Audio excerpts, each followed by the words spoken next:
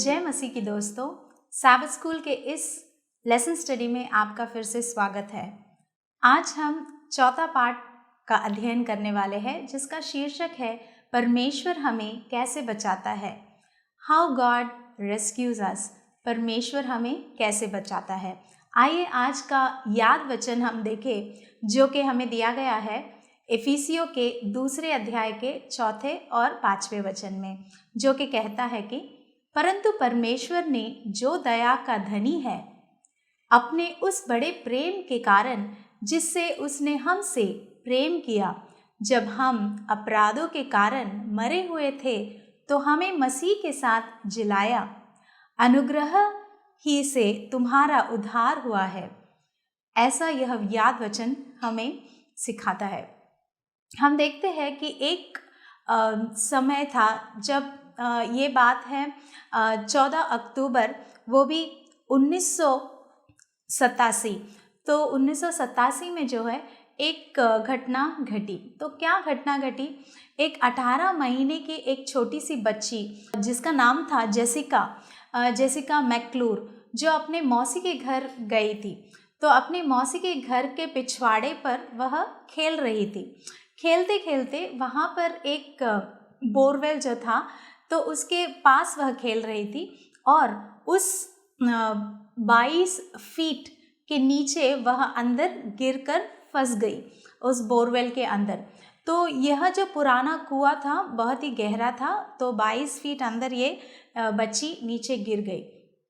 तो उस समय पर बहुत सारे समाचारों जो न्यूज़ चैनल्स, जो भी न्यूज़ रिपोर्टर्स हैं, उनको ये बात समझ आती है और सभी समाचारों में जेसिका इस बच्ची के बारे में बहुत सारे जो न्यूज़ है फैलने लगते हैं, बहुत वायरल होता है और सब जगह सब चर्चा करने लगते हैं। तो हम देखते हैं कि ये जो बच्ची थी, जब वह अंदर उस बोरवेल में गिरी थी तो उसका हर एक क्षण जो है जो वह कर रही थी उसे ये लोग कैप्चर कर रहे थे, उसे वीडियो निकाल रहे थे। तो वह बेबी जेसिका को रोते सोते गाते और कभी कभी तो अपने माँ को आवाज़ लगाते बुलाते हुए भी उन्होंने सुना। तो लोगों ने देखा कि जो आपातकालीन जो कर्मचारी थे वह जेसिका को कुएं में ताज़ी हवा देने की कोशिश कर रहे थे। ठीक अंत में ऐसा हुआ कि कितने देर बाद इस बच्ची को बाहर निकाला गया। जी, हम देखते हैं कि 58 घंटों के बाद, यानी 58 आवर्स के बाद इस छोटी सी बच्ची को उस कुएं से बाहर निकाला गया, जो कि उन्होंने 8 इंच के चौड़े कुएं में से उसे बाहर निकाला। इस 8 इंच के कुएं के अंदर ये बच्ची कितने दर्द के साथ वहाँ पर वह फंसी होगी, है ना। तो उस समय पर जब इस बच्ची को बाहर निकाला गया था तो हम देखते हैं कि बहुत सारे लोग फ़ोटोज़ निकाल रहे थे, जो तस्वीर उतार रहे थे। तो एक ऐसा फोटोग्राफर जो थे, उनका नाम है स्कॉट शॉ। उन्होंने क्या किया, बहुत ही एक ऐसा तस्वीर उन्होंने कैप्चर किया जो कि बहुत ही प्रसिद्ध हुआ और उन्हें उस तस्वीर के लिए एक पुरस्कार भी मिला। ऐसा हमने इस घटना से हमें समझ आती है। और हम देखते हैं कि अक्सर ऐसा होता है कि लोगों को इस तरह की कहानियाँ देखने या सुनने में बहुत ही उन्हें अच्छा लगता है ना। और वह भी किसी को बचाने की कहानी, ऐसी कुछ कहानी हो तो लोग बहुत दिलचस्पी से उसे देखते हैं। पर आज पौलुस हमें इस पाठ में हमें कुछ ऐसा ही कुछ समझाना चाहता है, हमें कुछ बतलाना चाहता है। तो हम देखेंगे कि क्या दिखाना चाहता है, क्या समझाना चाहता है पौलुस। हम उन लोगों के बारे में कहानियाँ सुनना हमें पसंद आता है जिन लोगों को बचाया किसी और ने, दूसरों ने बचाया है। तो आज के इस पाठ में पौलुस जो है हमें बताता है और एक बहुत ही रोमांचक, एक दिलचस्प भरी एक कहानी जो है बताना चाहता है। यह किसी और की कहानी नहीं, किसी और के बचाव की कहानी नहीं, बल्कि मसीही लोग या हमारी खुद के उद्धार की कहानी है कि किस तरह परमेश्वर ने आपको और मुझे बचाया है और किस तरह हम पाप के उस कुएं में गिरे पड़े थे और प्रभु ने हमें किस तरह बाहर निकाला, हमारा उद्धार किया। इस बारे में हम इस पाठ में इस हफ्ते पढ़ने वाले हैं। आइए आगे बढ़ते हैं हमारे रविवार के पाठ में, जिसका शीर्षक हमें दिया गया है कि पाप में रहना और विगत में शैतान द्वारा बरगलाया जाना। यानी हम देखते हैं कि किस तरह से पौलुस यहाँ पर हमें इफिसियों के 2 अध्याय के पहले वचन से लेकर 10वें वचन तक हमसे एक सवाल पूछता है।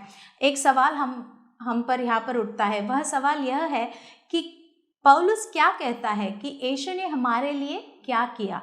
तो यीशु ने हमारे लिए क्या किया, इस प्रश्न का अगर हमें जवाब चाहिए तो हमें ज़रूर इफिसियों के इस पुस्तक में ही उसका जवाब हमें मिलता है, जो कि पौलुस कहता है कि पहले ही हमें अनुग्रह का जो उपहार है, जो ग्रेस है, हमें वह गिफ्ट ऑफ ग्रेस मिल चुका है। उस अनुग्रह का, उस दया का जो उपहार है प्रभु ने हमें दे दिया है।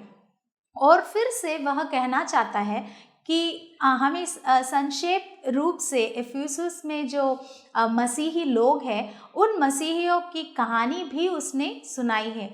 तो वह कहता है कि यह लोग पहले कैसे थे, किस किस्म के लोग थे और उनका व्यवहार कैसा था, उनका जीवन कितना बुरा था, तो उनके हालात कैसे थे, उसके बारे में बहुत ही डिटेल में पौलुस जो है हमें कहता है। और पौलुस यहाँ पर हमसे कहता है कि परमेश्वर ने यीशु के द्वारा जब हमें अपनाया और जब हमने यीशु को उद्धारकर्ता के समान जब अपनाया, तो हमारे जीवन में एक बदलाव आया है। तो पौलुस यही बताना चाहता है कि यह बदलाव जो है अपने आप से नहीं, बल्कि प्रभु ने हमें अपनाया, इसलिए यह बदलाव हमारे जीवन में आया है। और वह कहता है, जो पौलुस जो है वह कहता है कि पापियों के रूप में हमारे या इफिसियों के जो लोग थे उनके अनेक रूप थे, उनके पिछले अनुभव जो थे पाप से भरे हुए थे, ये वह बताता है। और कहता है कि तब पौलुस उन आत्मिक आशीषों के बारे में भी कहता है जो इफिसियों के जो लोग थे उन्होंने प्रभु से हासिल किया था, प्राप्त किया था। और देखते हैं कि वे क्यों आशीषित थे, यह भी वह सवाल उठाता है। तो यीशु दोनों ही है, यानी जैसे उन्होंने हमें बनाया है और उन्होंने हमें बचाया है। तो पौलुस कहता है कि प्रभु यीशु ही है जो दोनों भी, जिसने हमें बनाया है यानी उन्होंने क्रिएट किया है, वह हमारे क्रिएटर है। और दूसरी बात जो है उन्होंने हमें बचाया है, यानी हमारे रिडीमर है, उन्होंने हमें बचाया है। और आगे इफिसियों के 2 अध्याय के 5वें वचन में हम देखते हैं कि 3 भाग में उस वचन को हम पढ़ेंगे। जो पहला भाग हमें सिखाता है कि हम कौन है, हम पापी है। तो आप और मैं पापी इंसान हैं, हमारे जीवन में पाप भरा हुआ है। तो पहला जो भाग है वह बताता है। तो उस वचन में दूसरा भाग यह कहता है कि परमेश्वर ने हमें यीशु में नया जीवन दिया है। तो यह हुई दूसरी बात। जो तीसरा जो विषय है जो पौलुस यहाँ पर बताना चाहता है वह है कि परमेश्वर अपनी दया से हमें बचाता है। तो पहले तो हम पापी है, दूसरी बात परमेश्वर ने हमें यीशु के द्वारा हमें बचाया है, नया जीवन दिया है, और उनकी दया ही है, तीसरी बात जो उनकी दया ही है जो हमें बचाती है। तो यह 3 चीज़ों को हम अच्छी तरह से समझना है, ऐसा पौलुस का यहाँ पर कहना है। तो इफिसियुस में पौलुस कहता है कि इफिसुस के जो लोग थे यीशु के उद्धार से पहले वह मृत थे, यानी वह मरे हुए इंसानों की तरह उनका जीवन था। तो यहाँ पर यह मृत जो शब्द है यह एक शब्द चित्र की तरह यहाँ पर उपयोग किया गया है। यानी यह बताना चाहता है कि जिसके बारे में वह कह रहा है, लिख रहा है, वह लोग असल में वह जीवित इंसान है जिनके बारे में वह बताना चाह रहा है। तो यह कहता है कि यह लोग जीवित है, मगर उनका जो पिछला जिंदगी था वह ऐसा था कि वह मृत इंसान की तरह, एक मरे हुए इंसान की तरह उनका जीवन था। तो यह निर्संदेह के साथ पौलुस कहता है कि वह जीवित लोगों से ही कह रहा है, लिख रहा है यह चीज़ें, इसलिए वह यह शब्द चित्र को यहाँ पर उपयोग करता है। तो जो पाप और शैतान है, यह दोनों ऐसे चीज़ें हैं जो हमारे जीवन के लिए बहुत ही हानिकारक है, बहुत खतरनाक हमारे वास्तविक जीवन में हो सकता है। तो पाप और शैतान के साथ हमारा खिलवाड़ नहीं होना चाहिए, क्योंकि वह हमें हानि पहुंचा सकती है। इफिसियों के लोग भूतकाल में परमेश्वर से अलग हो गए थे। तो पौलुस कहता है कि जो उनका पास्ट टेंस है, उनका जो पिछला जिंदगी है भूतकाल में, उन्होंने परमेश्वर को भुला दिया था, भूल गए थे, उनसे दूर हो चुके थे। और तब परमेश्वर ने उन्हें बचाने के लिए उन्होंने जीवन दिया, उनका खुद का जीवन उन्होंने दिया। तो पौलुस कहता है कि परमेश्वर सारे जीवन का कारण है। यह हम देखते हैं कि कुलुसियों के 2 अध्याय के 13वें वचन में, और रोमियो के 5वें अध्याय में, और रोमियो के 6ठे अध्याय में भी हम देखते हैं। तो पौलुस उन 2 चीज़ों के बारे में बात करना चाहता है और कहता है कि अतीत में, उनके पास्ट में जो उनके पाठकों के साथ जो उनका जीवन था, यानी उनके जो ऑडियंस जिसके साथ वह बात कर रहा था, जो भी लोग सुन रहे थे, जो हियरर्स, जो ऑडियंस थे, वह पाठकों के बारे में यह कहना चाहता है कि जो उनके जीवन को जो ये 2 बातें जो थी वह नियंत्रण करती थी, यानी कंट्रोल करती थी। तो क्या थी ये 2 बातें जिसने इन लोगों पर नियंत्रण रखा था या कंट्रोल रखा था? तो जो पहला जो चीज़ हम देखते हैं, यह है उनका जो कल्चर, उनका जो बिहेवियर। तो हम देखते हैं कि झूठे विचारों से भरे हुए थे, उनका जो अतीत था झूठे विचारों के साथ भरा हुआ था। और जो दूसरा जो कारण है वह है कि उनके आसपास में उनका जो बुरा व्यवहार था। और यह दोनों चीज़ों के लिए कौन कारण था? शैतान। तो शैतान इन दोनों चीज़ों को उन लोगों के जीवन में बहुत ही अच्छे ढंग से डाल रहा था, और लोग भी उसके नियंत्रण में आ रहे थे, उसके कंट्रोल में आ रहे थे।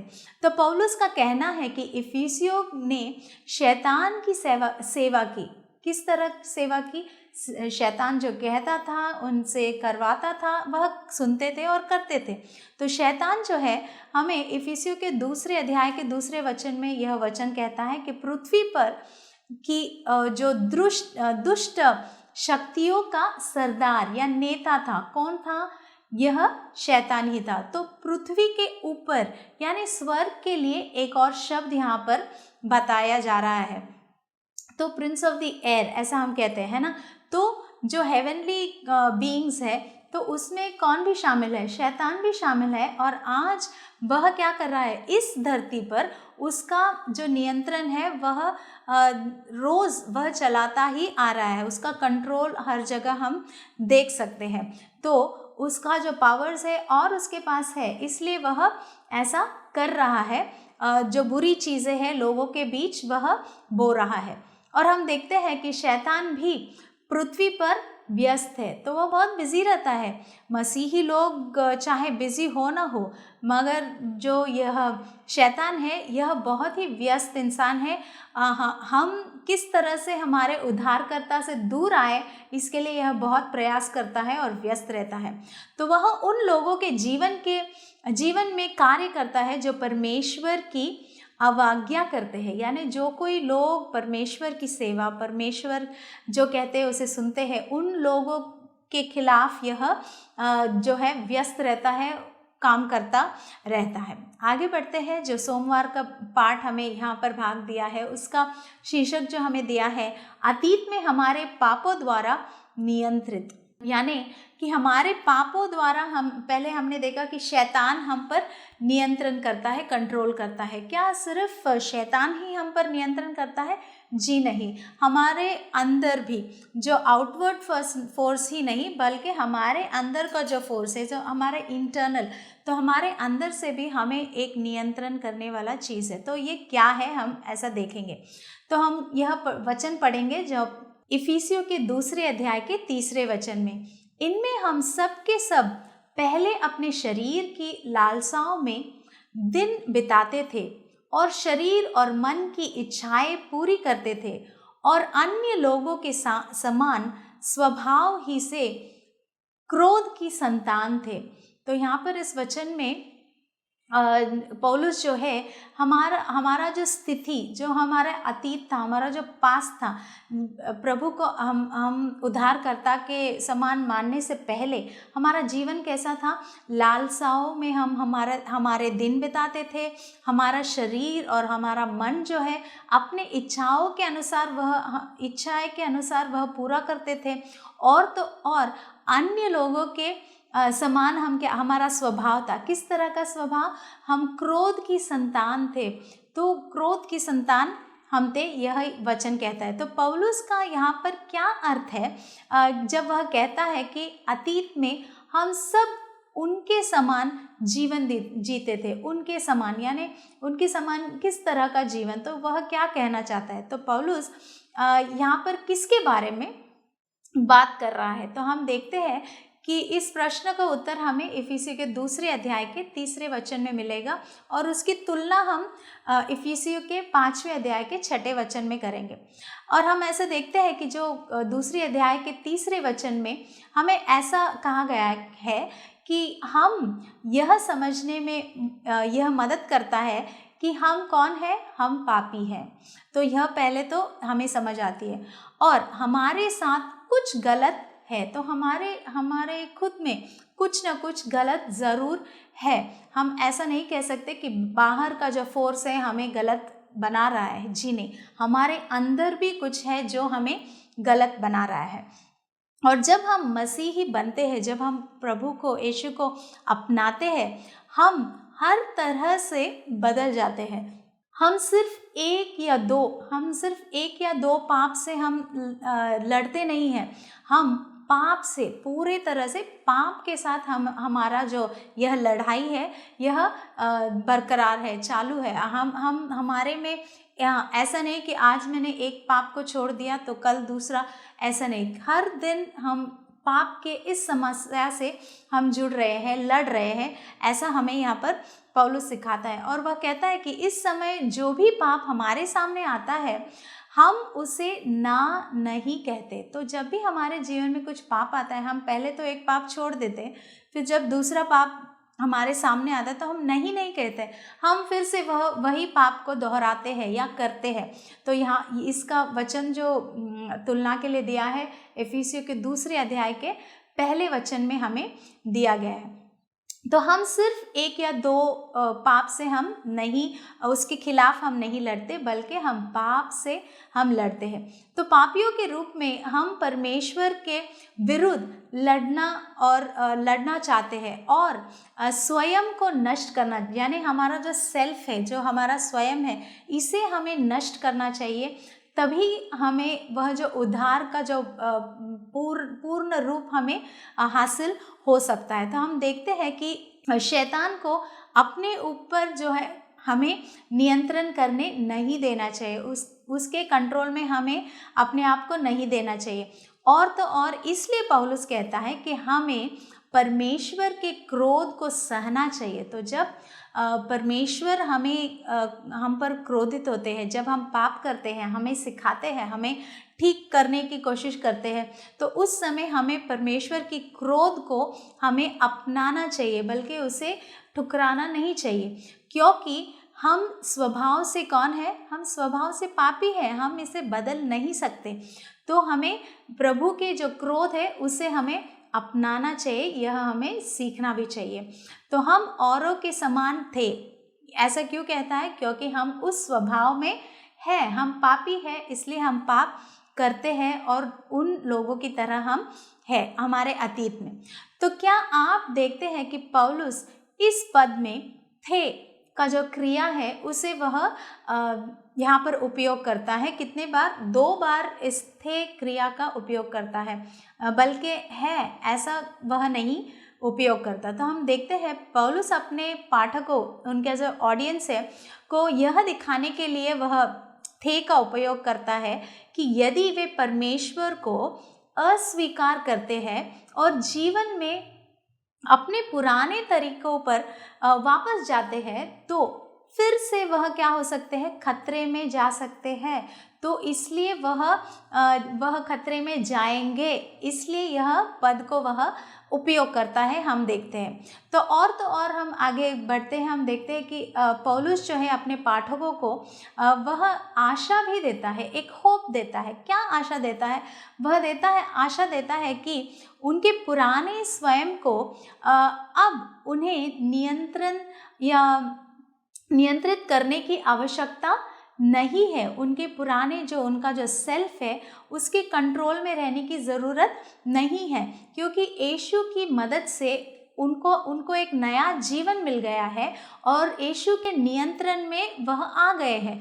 तो अपने आप पर उन्हें नहीं करना चाहिए, डिपेंड करने की ज़रूरत नहीं है, क्योंकि यीशु के उनके मदद से ही हम एक नया जीवन पा सकते हैं। उस पाप से भरे उस अतीत के जो जीवन से हम बाहर आ सकते हैं, हम बचाए जा सकते हैं, यहाँ पर पौलुस कहता है।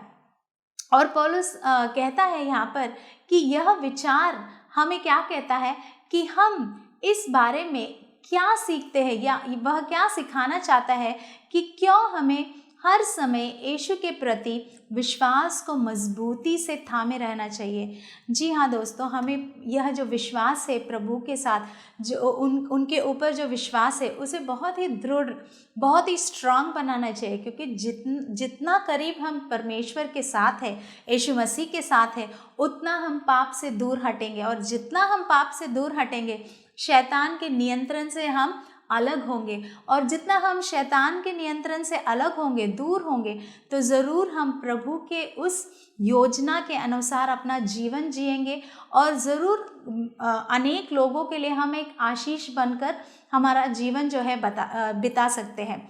और हम आगे बढ़ेंगे जहाँ पर हमें इस भाग में दिया गया है कि यीशु के साथ स्वर्ग में।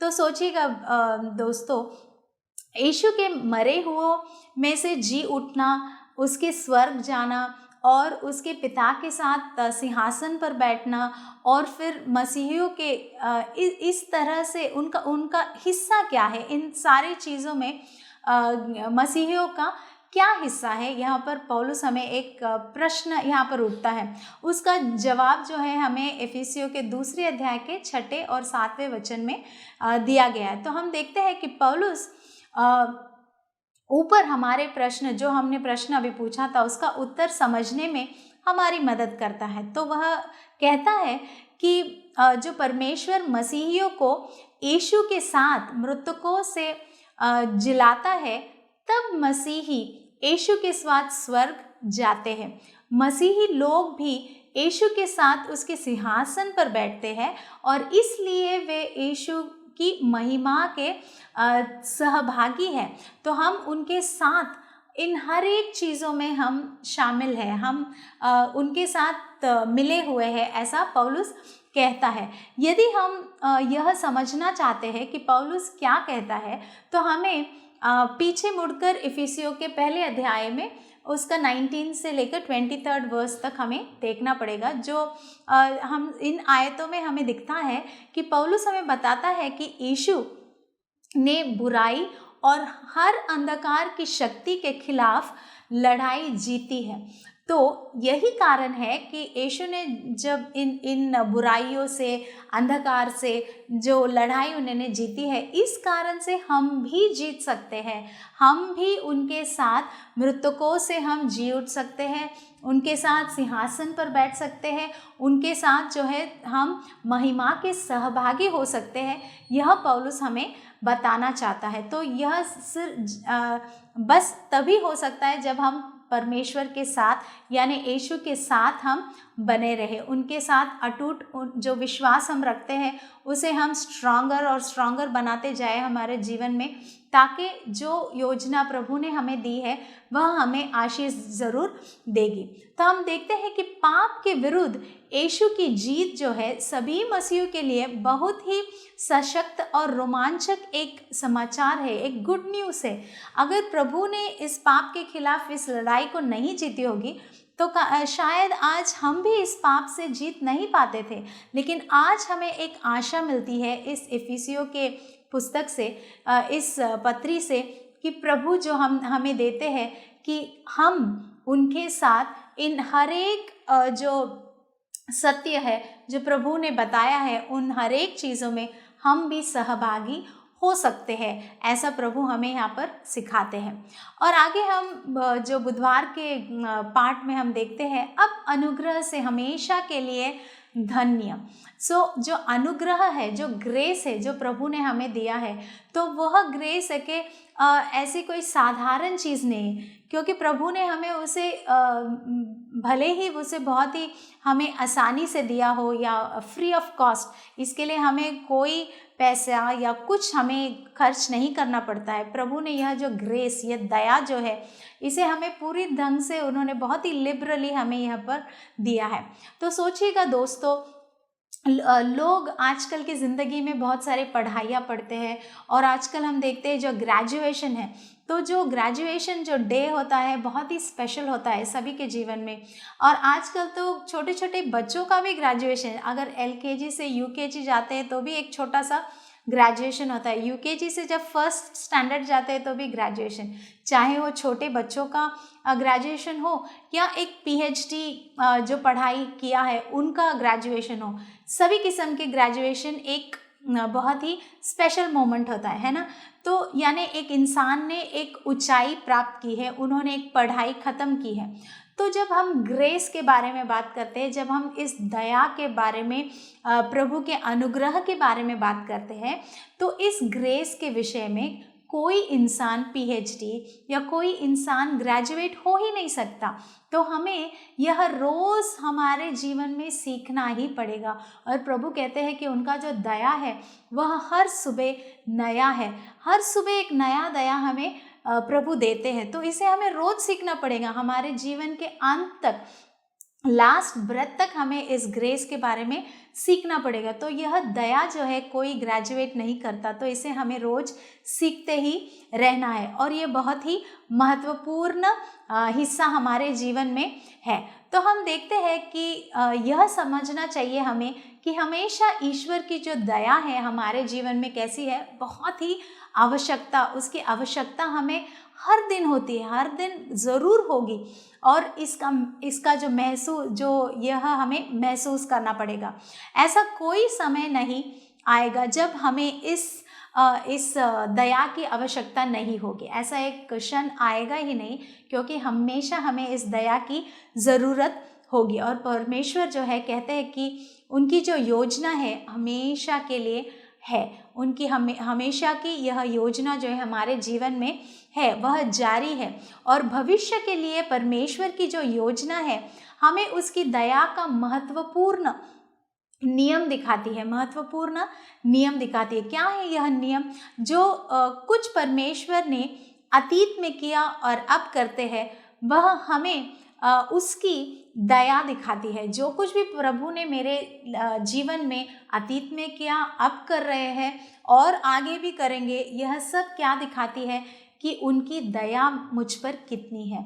तो क्या दोस्तों आज आपने यह पाठ सीखा कि परमेश्वर की दया जो है हमारे लिए बहुत ही आवश्यक है? क्या परमेश्वर के दया को आप रोज़ महसूस करते हैं? क्या आप जानते हैं कि हम सब पापी हैं और हमें एक उद्धारकर्ता यीशु मसीह की बहुत ज़रूरत है, आवश्यकता है?